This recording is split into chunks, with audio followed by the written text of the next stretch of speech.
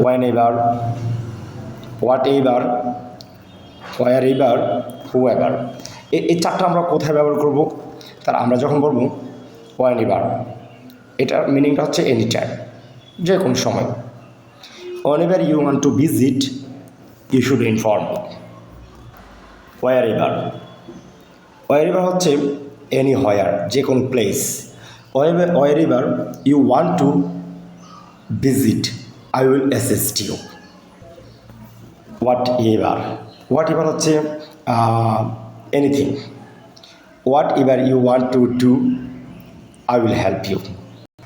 তারপর হচ্ছে whoever, whoever হচ্ছে anyone come to me and you can help whoever you want. তো এইভাবে আমরা কিন্তু one ever, whatever, wherever, who ever, which ever এই কাজগুলো করতে পারি। অনেকে এই জিনিসগুলোর মিনিংটা অনেকে জানে না, আমি আবার বলে দিচ্ছি যে হোয়েন এভার যে কোনো সময়, হোয়ার এভার যে কোনো স্থানে, হোয়াট এভার যে কোনো বিষয়, হু এভার যে কোনো ব্যক্তিকে বোঝাবে। ধন্যবাদ সবাইকে। আর হুইচ এভার যে কোনো বস্তুকে বোঝাবে।